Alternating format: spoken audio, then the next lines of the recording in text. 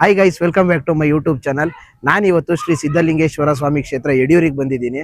So ಇಲ್ಲಿನ ವಿಶೇಷತೆ ಏನಂತ ಅಂದರೆ, ಸಿದ್ಧಲಿಂಗೇಶ್ವರ ಸ್ವಾಮಿಯವರು ಶತಮಾನ ಕಾಲದಲ್ಲಿ ತಪಸ್ಸಿ ಕೂತಿದ್ದಾರೆ. ಸೊ ತಪಸ್ಸಿ ಕೂತಾಗ ಜೀವಂತ ಸಮಾಧಿಯಾದಂಥ ಕ್ಷೇತ್ರ ಇದು. ಇದೊಂದು ಟೂರಿಸ್ಟ್ ಪ್ಲೇಸ್ ಆಗಿದೆ. ಇಲ್ಲಿಗೆ ಎಷ್ಟೋ ಜನ ಬೇರೆ ಬೇರೆ ಕಡೆಯಿಂದ ವಿಸಿಟ್ ಮಾಡ್ತಾರೆ. ಸೊ ನನಗಿಲ್ಲಿ ಅಷ್ಟು ವಿಶೇಷತೆ ಏನಿದೆ ಅಂತ ಗೊತ್ತಿಲ್ಲ. ಅಲ್ಲಿ ಒಳಗಡೆ ಸ್ವಾಮಿಗಳ ಹತ್ರ, ಇಲ್ಲಿ ಬಂದಿರೋಂಥ ಜನನ ಹತ್ರ ಹೋಗಿ ಕೇಳೋಣ ಏನೇನ್ ವಿಶೇಷತೆ ಇದೆ ಅಂತ. ಒಳಗಡೆ ಒಂದ್ಸಲ ಹೋಗಿ ಬರೋಣ ಬನ್ನಿ. ತರುವಿನ ನೆರಳು ಕೊಡುವಂತ ಸುಖವು ಕೊಡುವನು. ಗೈಸ್, ಇಲ್ಲಿ ಏನಂತ ಅಂದ್ರೆ ಒಂದೊಂದು ಭಾಗದಲ್ಲೂ ಒಂದೊಂದು ವಿಶೇಷತೆ ಇದೆಯಂತೆ. ಸೊ ಇಲ್ಲಿ ಏನ್ ಫ್ರಂಟ್ ಕಾಣಿಸ್ತಿದೆಯಲ್ಲ, ಇದರಲ್ಲಿ 7 ಗೋಪುರಗಳಿದೆ. ಒಂದೊಂದು ಗೋಪುರದಲ್ಲೂ ಶ್ರೀ ಸಿದ್ಧಲಿಂಗೇಶ್ವರ ಸ್ವಾಮಿ ಅವ್ರದ್ದು ಕತೆ ಇದೆಯಂತೆ. ಅಲ್ಲಿ ಏನ್ ಕಾಣಿಸ್ತಿದೆಯಲ್ಲ, ಇಲ್ಲಿ ಅವರಿಗೆ ನಡೆಸ್ತಿರೋಂಥ ಸೇವೆ ಆಗಿರ್ಬೋದು, ಅವ್ರ ತಪಸ್ಸಿಗೆ ಕೂತಿರೋದಾಗಿರ್ಬೋದು, ಅವ್ರದ್ದು ಪೂರ್ತಿ ಜೀವನದ ಚರಿತ್ರೆನೇ ಇದಿಷ್ಟು ಈ 7 ಗೋಪುರದಲ್ಲಿ ಇದೆಯಂತೆ.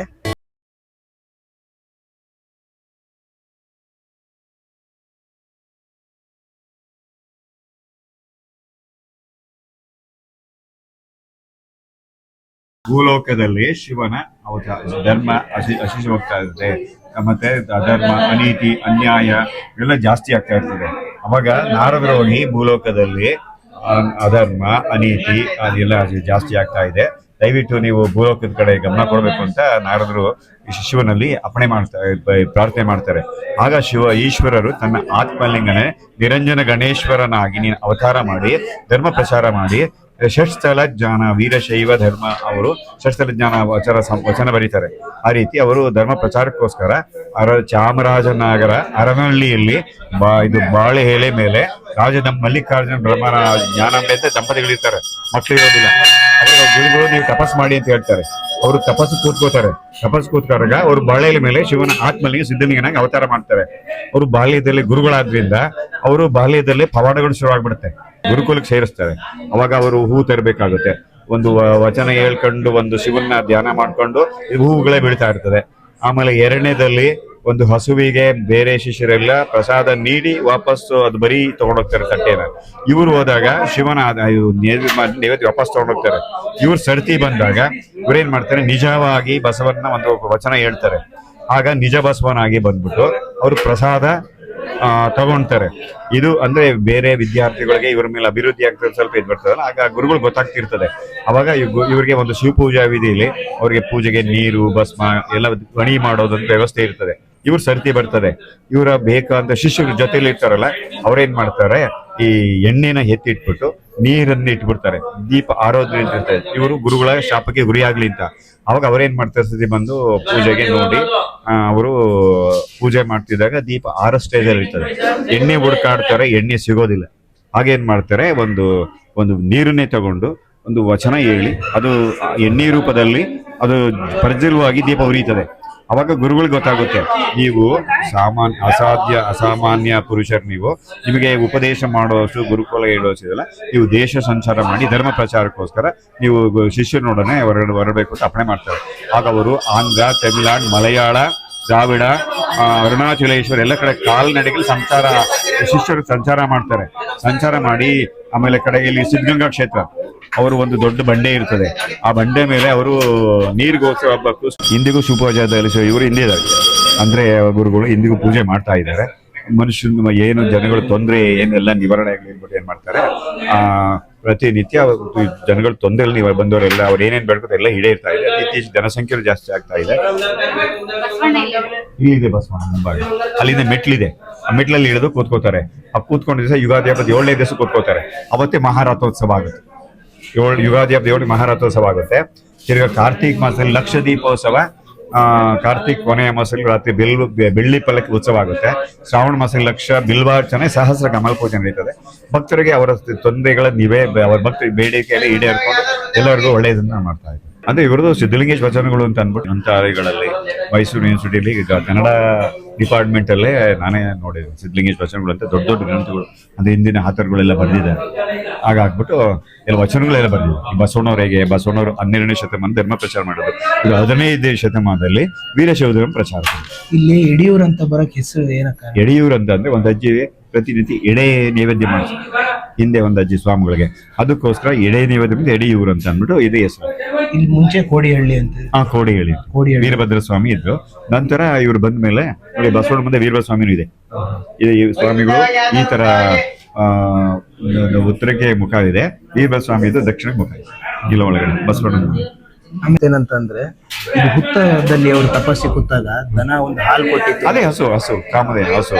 ಅದು ಪ್ರತಿನಿತ್ಯ ಹಾಲು ಎರಿತಾ ಇರ್ತಾರೆ. ಅವರು ಇದು ಕಗ್ಗೆರೆಯಲ್ಲಿ ಮುಖಂಡ ಜ್ಞಾನಾಂಬ ಮಲ್ಲಿಕಾರ್ಜುನ ಅಂತ ಅಂದ್ಬಿಟ್ಟು ಕಗ್ಗೆರೆಯಲ್ಲಿ ನಂಬಿ ಅಕ್ಕ ಅಂತ ಇರ್ತಾರೆ ಅವರು. ಇವರು ಜ್ಞಾನ ಮಲ್ಲಿಕಾರ್ಜುನ ಹರನಹಳ್ಳಿಯವರು ರಾಜದಂಪತಿಗಳು. ಇವರು ನಂಬಿ ಅಕ್ಕ ಅಂತ ಹೇಳ್ತಾರೆ. ಅವ್ರ ಮನೆಯಲ್ಲಿ ಗೋವು ಹೋಗ್ಬಿಟ್ಟು ಹಸು ಒಳೆಯಲ್ಲಿ ಮುಳುಗಿ ಹಸು ಪ್ರತಿನಿತ್ಯ ಹಸು ಹಾಲು ಕರಿತಿರ್ತಾರೆ. ಬಟ್ ಅವ್ರಿಗೆ ಗೊತ್ತಿರೋದಿಲ್ಲ. ಇವ್ರು ಯಾಕೆಂದ್ರೆ ನಾವು ತಮ್ಮ ಪ್ರಾಣ ರಕ್ಷಣೆಗೋಸ್ಕರ ಯುದ್ಧ ಬಂದಾಗ ತಾವು ಮಾಡಿದ್ದ ಭಿನ್ನ ಹಾಕಿರ್ತಾರಲ್ಲ, ಅಡಿಗೆ ಎಲ್ಲ ಮಾಡಿರ್ತಾರ ಶಿಷ್ಯಗೆ, ಅದನ್ನಾಗಿ ನೆಲ್ಮಾಳಿಗೆ ಮುಚ್ಚೋಟೋಗ್ತಾರೆ. ತಿರ್ಗಾ ಇದು ಬಂದಾಗ ಅವರಿಗೆ ಮರ್ತು ಬಿಟ್ಟಿರ್ತಾರೆ.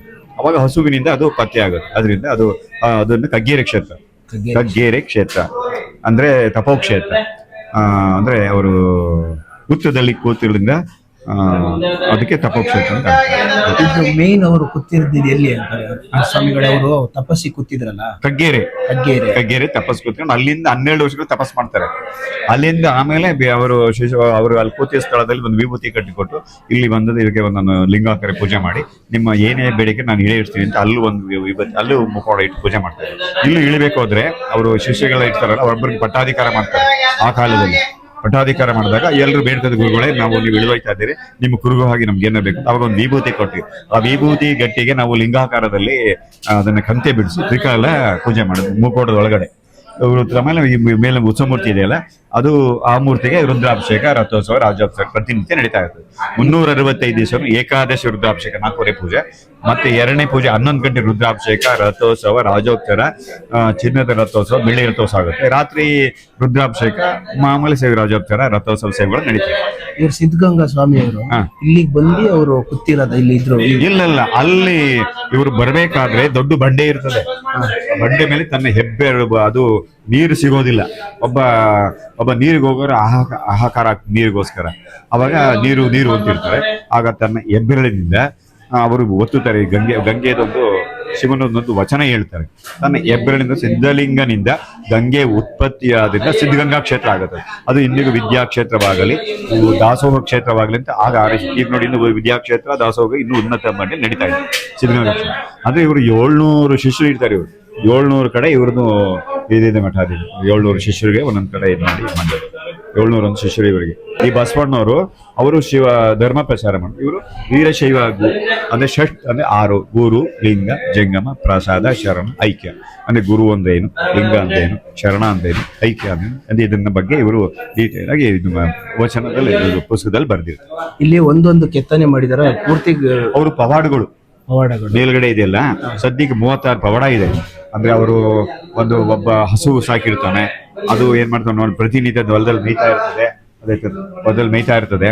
ಹಾಗೇನ್ ಮಾಡುತ್ತೆ, ನಾವು ನಮ್ಮ ಹೊಲ ಎಲ್ಲ ಹಾಳು ಮಾಡ್ತಿದ್ದೆ, ಸಿದ್ಧಲಿಂಗನ ಮೇಲೆ ಆಣೆ ನೀನು ಅಂತ. ಆಗ ಅದು ನಿಲ್ಲಿಸ್ಬಿಡ್ತದೆ ಮೇಯದು. ಅವರು ಯಾಕೆ ಅಂತ ಅವಾಗ ಸ್ವಾಮಿ ಮೇಲೆ ಆಣೆ ಮಾಡ್ಬಿಟ್ಟಿದ್ದಾರೆ, ನಾನು ಇಲ್ಲ ಆಣೆ ನಿವಾರಣೆ ಆಗಿದೆ, ಪ್ರಸಾದ ಮಾಡ್ಬೋದು, ನೀನು ಮೇಯ್ಬೋದು ಅಂತ ಆಶೀರ್ವಾದ ಮಾಡ್ತಾರೆ. ಆಮೇಲೆ ಅರುಣಾಚಲೇಶ್ವರಕ್ಕೆ ಹೋಗ್ತಾರೆ. ಅಲ್ಲಿ ಗುರುಗಳಿಗೆ ಪಂಚತಾವಡಾಹಾರ, ಈಶ್ವರನೇ ಖುದ್ದಾಗಿ ಬಂದು ಪಂಚತಾವಡ ಹಾಕ್ತಾರೆ ಅವ್ರಿಗೆ. ಹಾಗೆ ಇಲ್ಲಿ ಎಲ್ಲ ಕಡೆ ಪವಾಡ ಮೇಲೆ ಇದೆ ನೋಡಿ. ಪವಾಡಗಳ ಜಾಸ್ತಿ ಇದೆ. ಸದ್ಯಕ್ಕೆ 36 ಪವಾಡನ ಒಂದು ಇಲ್ಲಿ ಪವಾಡದಲ್ಲಿ ಕೆತ್ತಿದ್ದಾರೆ. ಇದೇನ್ ದೇವಸ್ಥಾನ ಇದೆಯಲ್ವಾ, ಇದು ಅವಾಗಿಂದಲೂ ಇದ್ದಿದ್ದ ದೇವಸ್ಥಾನ ಇದೇನಾ? ಅಂದ್ರೆ ಆಗರಿಂದ ಹಿಂದಿನಿಂದನೂ ಇದೇ ದೇವಸ್ಥಾನ. ಫಸ್ಟ್ 1 ಅಂಕಣ, ಆಮೇಲೆ 2ನೇ ಅಂಕಣ, ಆಮೇಲೆ ಇತ್ತೀಚೆಗೆ ಇವೆಲ್ಲ ಆಗಿರೋದು. ಇದು ಗರ್ಭಗುಡಿ ಏನಿದೆ ಅದು ಹಳೇದು. ಗರ್ಭಗುಡಿ ಇದೆಯಲ್ಲ, ಆ ಕಾಲದಲ್ಲಿ ನಮ್ಗೊಂದು ಚಿಕ್ಕ ಅಂಕಣ ಕಟ್ಕೊಡಿ ಅಂತ ಹೇಳ್ತಾರೆ. ಅವಾಗ ಆ ಗರ್ಭಗುಡಿ ಇದೊಂದು ಅಂಕಣ ಕಟ್ತಾರೆ ಅಷ್ಟೇ. ಆಗಿನ ಹಿರಿಯೋರು ಅಂದ್ರೆ ನಮ್ಮ ಅರ್ಚಕರ ವಂಶ ಪರಂಪರೆ ಹಿಂದಿನಿಂದ ಬಂದಿದೆಯಲ್ಲ, ಅವ್ರಿಗೆ ಹೇಳ್ತಾರೆ. ಆಗ ಅವರು ಸೀಮೆಯಿಂದ ಸುತ್ತಿ ಬಂದಂತ ಕಾಣಿಕೆಯಿಂದ ಅವರು ಈ ಅಂಕಣ ಕಟ್ತಾರೆ. ಆಮೇಲೆ ಈ ಅಂಕಣ ಆಗುತ್ತೆ. ಈಗ ನೆಕ್ಸ್ಟ್ ಬಂದ್ಮೇಲೆ ಫಸ್ಟ್ ಹಳೇದಿತ್ತು. ಈಗೆಲ್ಲ ಇದೆಲ್ಲ ಪವಾಡಗಳೆಲ್ಲ ಬೇರೆ ಬೇರೆ ಎಲ್ಲ ಭಕ್ತರ ಸಂಖ್ಯೆನೂ ತುಂಬಾ ಚೆನ್ನಾಗಿ. ಇಲ್ಲಿ ಒಳಗಡೆ ಸಿದ್ಧಲಿಂಗೇಶ್ವರ ಸ್ವಾಮಿ ಅವರು ಇಲ್ಲಿ ಒಳಗಡೆ ಕೂತಿರೋದು ಇಂದಿಗೂ ಇದ್ದಾರೆ. ಶಿವನಿಗೆ ಅಂದ್ರೆ ಗರ್ಭಗುಡಿ ಆದಿ ಇಲ್ಲ, ಅಂತ್ಯ ಇಲ್ಲ. ಅಂದ್ರೆ ನಾವು ನಂಬಿಕೆ ಮೇಲೆ ನಾವು ಸಿದ್ಧಲಿಂಗ ನೀವು ಇದೀರಾ ಅಂತ ಇರ್ತಾರೆ. ಇಲ್ಲ, ಹಿಂದಿಗಿಂತ ಜನಸಂಖ್ಯೆ ಜಾಸ್ತಿ ಆಗ್ತಾ ಇದೆ. ಜನಸಂಖ್ಯೆ, ಭಕ್ತರ ಸಂಖ್ಯೆ ಎಲ್ಲ ಆಗುತ್ತೆ ಜಾಸ್ತಿ. ಯುಗಾದಿ ಆದ್ಮೇಲೆ ಇದೆ ಯುಗಾದಿ ಹಬ್ಬದ 7ನೇ ದಿವಸ ಮಹಾರಥೋತ್ಸವ. ಅವರು ಈ ಒಳಗಡೆ ಹಿಡಿದು ಕೂತ್ಕೋತಾರಲ್ಲ 12 ಗಂಟೆಯಲ್ಲಿ, ಆ ಟೈಮ್ ಅಭಿಜಿತ್ ಮುಹೂರ್ತದಲ್ಲಿ ಗುರುಗಳು ರಥೋತ್ಸವ ಒಂದ್ಸಲ ಮಹಾರಥೋತ್ಸವ ದಯಮಾಡಿಸಿ. ಪ್ರತಿನಿತ್ಯ 3 ಒಳೆಯಿಂದ ನೀರು ತಂದು ಸೌದೆಯ ಒಲೆಯಲ್ಲಿ ಇಂದಿಗೂ ಅರ್ಚಕರ ಮನೆಯಲ್ಲಿ ದೇವರಿಗೆ ಎಡೆ ಮಾಡೋದು. 1 ಕಾಲು ಸೇರು ಅಕ್ಕಿ ಹಾಕಿ ಒಳೆ ನೀರು ತಂದು ಸೌದೆಯ ಒಲೆಯಲ್ಲಿ ಪಕ್ಕ ಮಡಿಯಲ್ಲಿ, ಅಂದ್ರೆ ಅವ್ರು ಯಾರನ್ನೂ ಇರಂಗಿಲ್ಲ, ಅವ್ರು ಫಸ್ಟ್ ಸ್ವಾಮಿ ಎಡೆ ಮಾಡಿ ಆಮೇಲೆ ಪ್ರಸಾದ ತಗೊಂಡು ಹೆಣ್ಮಕ್ಳು. ಆದ್ರಿಂದ ಅರ್ಚಕರ ಪರಂಪರೆ ಪಕ್ಕ ಮಡಿ ಆಚಾರ ವಿಚಾರದಲ್ಲಿ ತುಂಬಾ ಭಕ್ತಿಯಿಂದ ಮಾಡ್ತಾ ಇದ್ದಾರೆ. ಇದೇನಿದೆಯಲ್ಲ ಇದು ಪೂರ್ತಿ ಹಳೆ ದೇವಸ್ಥಾನ. ಇದು ಈ ದೇವಸ್ಥಾನನ ಕೆಡವಿ ಕಟ್ಟಕ್ಕೆ ಆಗಿಲ್ಲ. ಇಲ್ಲೇ ಸಿದ್ಧಲಿಂಗೇಶ್ವರ ಸ್ವಾಮಿಯವರು ಏನಿದ್ದಾರೆ ಇಲ್ಲೇ ಬಂದು ತಪಸ್ಸು ಮಾಡಿದಂತ ಜಾಗ. ಸೊ ಅವ್ರು ಏನಂತ ಅಂದ್ರೆ ಇದನ್ನ ಕೆಡವೇ ಇಲ್ಲ. ಇಲ್ಲಿ ಮೇಲ್ಗಡೆ ಇದೆಯಲ್ಲ ಇದು ಕೂಡ ಹಳೇದು. ಇಲ್ಲೆಲ್ಲ ಹೊಸದಾಗಿ ಮಾಡಿದ್ದಾರೆ, ಬಟ್ ಅಲ್ಲಿ ಮೇಲ್ಗಡೆ ಏನಿದೆ ಅದು ಪೂರ್ತಿ ಹಳೇದು. 36 ಪವಾಡಗಳು ಇಲ್ಲಿ ಇದೆಯಂತೆ. 36 ಪವಾಡಗಳು ನಾನು ಇವಾಗ ಓದಿದ್ದೀನಿ, ಅದ್ರಲ್ಲಿ ಕೆಲವು ಎಕ್ಸ್ಪ್ಲೇನ್ ಮಾಡ್ತೀನಿ ನೋಡಿ. ಸಿದ್ಧಲಿಂಗೇಶ್ವರ ಸ್ವಾಮಿಯವರು 1388ರಲ್ಲಿ ಹುಡ್ತಾರೆ ಮೈಸೂರಿನ ಚಾಮರಾಜನಗರ ಪೇಟೆಯಲ್ಲಿ. 8 ವರ್ಷ ಇದ್ದಾಗ ಚೆನ್ನ ಬಸವೇಶ್ವರ ಗುರುಗಳ ಹತ್ರ ಹೋಗಿ ತಪಸ್ಸನ್ನ ಕಲಿತಾ ಇರ್ತಾರೆ. ಅವಾಗ ಗುರುಗಳು ತಪಸ್ ಮಾಡ್ತಿರ್ಬೇಕಾದ್ರೆ ದೀಪ 6 ಸ್ಟೇಜಿಗೆ ಬಂದಿರುತ್ತೆ. ಅವಾಗ ಇವರು ನೀರಲ್ಲಿ ಹಾಕಿ ದೀಪನ ಉರಿಸ್ತಾ ಇರ್ತಾರೆ, ಅಂದ್ರೆ ದೀಪನ ಆರದೇ ಇರಾಗ ನೋಡ್ಕೊಂಡಿರ್ತಾರೆ.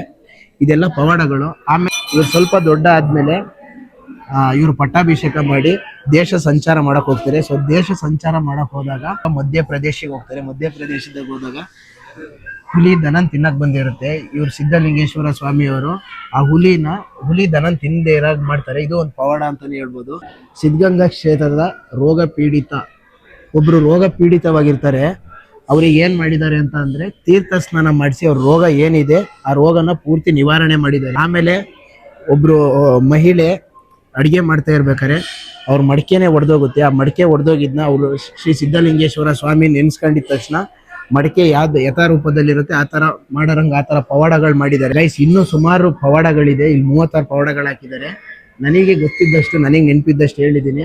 ಮತ್ತೆ ಅಲ್ಲೊಂದು ನೋಡ್ಬೋದು, ಅಲ್ಲಿ ಏನಿದೆ ಅಂತ ಅಂದ್ರೆ ಒಂದು 3 ಜನ ಮಹಿಳೆಯರು ನೀರ್ ತರಕ್ ಹೋಗ್ತಾ ಇರ್ತಾರೆ. ಅವಾಗ ಒಬ್ರು ಮಹಿಳೆಯರ ಹತ್ರ ಕೊಡ್ಪಾನೇ ಇರಲ್ಲ, ಅಂದ್ರೆ ಬಿಂದಿಗೆನೇ ಇರಲ್ಲ. ಅವಾಗ ಶ್ರೀ ಸಿದ್ಧಲಿಂಗೇಶ್ವರ ನೆನಸ್ಕೊಂಡಿದ ತಕ್ಷಣ ಅವ್ರ ಕೈಯಲ್ಲೂ ಬಿಂದಿಗೆ ಬರೋಂಗೆ ಮಾಡಿದ್ದಾರೆ. ಗೈಸ್ ಈ ಊರಿಗೆ ಯಡಿಯೂರು ಅಂತ ಏನಕ್ಕೆ ಬಂದಿದೆ ಅಂತ ಅಂದ್ರೆ ಈ ಊರ ಹೆಸರು ಗೊರಹಳ್ಳಿ ಅಂತ ಇದ್ದಿದ್ದು. ಸಿದ್ಧಲಿಂಗೇಶ್ವರ ಸ್ವಾಮಿಯವರು ತಪಸ್ಸಿ ಕೂತಾಗ ಒಂದು ಅಜ್ಜಿ ಯಾವಾಗ್ಲೂ ಬಂದು ಎಡೆ ನೀಡ್ತಾ ಇದ್ರು. ಸೊ ಅವಾಗ ಈ ಊರಿಗೆ ಒಂದು ಹೆಸರು ಕೊಡ್ಬೇಕು ಅಂತ ಹೇಳಿ ಎಡೆಯೂರು ಅಂತ ಕೊಟ್ಟಿರೋದು. ಅವಾಗ ಎಡೆಯೂರು ಅಂತ ಹೆಸರು ಬಂದಿದೆ ಇದಕ್ಕೆ.